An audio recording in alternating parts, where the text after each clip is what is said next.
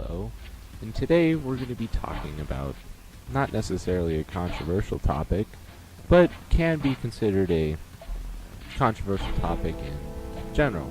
It is definitely a topic that you are probably familiar with, and it is definitely a topic that can be interpreted in many different ways. Today we are going to be talking about video games, and in specific, violent video games. If violent video games really cause aggressive behavior in human beings. It is my understanding that video games do not cause aggressive behavior, but they do increase it. The only way it could cause aggressive behavior in any way is if the person playing the violent video games is in a way immature and or has a previous illness that makes them aggressive in situations like playing violent video games. First off, I'd like to start off with a interview with Mr. Dr. Linskey. And I first asked Dr. Linskey just some simple questions of what tends to cause aggressive behavior in a person. And he responded with the answer of saying that a person who feels powerless and feels threatened tends to have more aggressive behavior. And now this does really make sense. I mean, if you feel less like somebody is better than you, you're definitely gonna look at that person, and then you're gonna be intimidated, and you're probably gonna get angry. So it makes sense that somebody who feels powerless and threatened will be more aggressive than the average person. I then asked him a question: could technological experiences such as movies and playing video games cause behavioral changes? He said yes, likely does not cause aggression, but definitely increases it. Now note that he does say that it does not cause aggression, but he says that it definitely increases it, which Dr. Linskey's interview kind of leads into a article of the APA, which is the Association for the American Psychological Association, the APA. And the whole title of the article is APA Review Confirms the Link Between Playing Violent Video Games and Aggression, which to my understanding it's really putting it out there that, like, okay, it does cause aggression. Just the title of the article is definitely stating that, hey, video games cause aggression, which already got my attention while researching for this topic. Furthermore, there is a paragraph in here that says, no single risk factor constantly leads a person to act aggressively or violent, the report states. Rather, it is the accumulation of risk factors that tend to lead to aggressive or violent behavior. The research reviewed here demonstrates that violent video game use is one such risk factor. What is essentially saying is that violent video games are a risk factor to a person being aggressive or violent. Not necessarily saying that it causes it. Like, it's a risk factor, as in, kind of going back to what Dr. Linskey says, is when he says that violent video games and movies could really increase the aggression and violent behavior in somebody, not necessarily cause it, but so both Dr. Linskey and the APA article both say that video games are definitely something to worry about, as they can increase aggressive behavior in somebody, but they do not necessarily cause it. The APA article really gets me questioning, as if people actually look into this or just say, oh, he's angry. Well, he played a video game yesterday. Well, that's probably why he's angry. I just don't see that's right.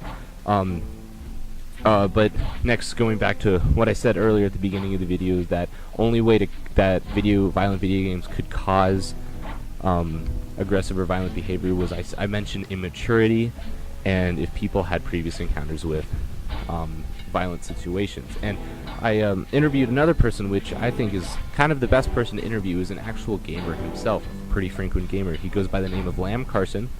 He spends a lot of his weekends playing video games, and definitely violent video games. I mean, he says that he's a definite fan of the Halo series and the Call of Duty series, and a game that in a game called Destiny. I asked him just some simple questions, a little more than Dr. Linskey, but these are more specific questions, like, are you generally an angry person? I asked him. He answered with, around others, I am not an angry person, but inside myself, I am an angry person, but it isn't necessarily because I play video games. Now, that's just we can all relate to that. Really, is that he's saying that I'm not an angry person around people, but who wants to be an angry person around people unless you actually have intentions of being angry around somebody? I'm not going to be around people who purposely are angry around me. Like, if somebody doesn't want to be angry around people, then obviously they're just not going to be angry around people, but they could be angry inside, and that's just showing self-control and how somebody is able to contain their emotions and not necessarily inflict it on others. And as I said, Cam plays a lot of video games, so his ability to hold in his emotions is really great. That's something that is just a really good trait to have, even if he's playing violent video games. I then asked him, do you think violent video games cause aggression in human behavior? This is just a straight up question that I asked him, and he responded with, aggressive behavior usually comes from people who are easily susceptible to violent behavior. Gaming comes with a level of maturity. I do not believe that they cause aggressive behavior. He brought up the maturity thing, which I mentioned as well, and I'm going to kind of use this to my advantage, is that gaming comes with a level of maturity, and he's obviously referring to violent video games and that they should be played with a level of maturity.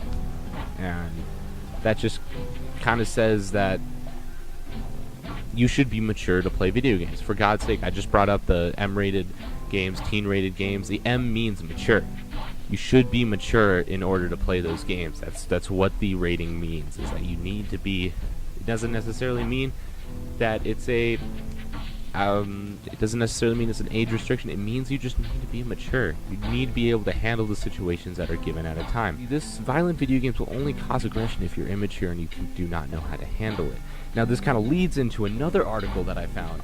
The title of the website is proandcon.org. Honestly, I think this is a pretty well done website. It provides evidence for both the argument and the anti-argument, which I thought was just incredible. But what we're going to focus on is literally the first argument in the pro section is contribute to youth violence, and the first sense of evidence is that it's titled playing violent video games causes more aggression, bullying, and fighting. Now, this immediately gets my attention because violent video games, that same with the APA article that I mentioned earlier, is that this is a very bold title. Now, if you're just glimpsing over this, you're obviously just going to think, oh, okay, violent video games cause bullying. Well, that's bad. But if you read it, it says 60% of middle school boys and 40% of middle school girls who played at least one mature-rated game hit or beat up someone, compared to the 39% of boys and 14% of girls who did not play M-rated games. A 2014 peer review study in the Journal of American Medical Association found that habitual violent video game playing had a causal link with increased long-term aggressive behavior. Several peer-reviewed studies have shown that children who play M-rated games are more likely to bully and cyberbully their peers, get into physical fights, be hostile, argue with teachers, and show aggression toward their peers throughout the school year.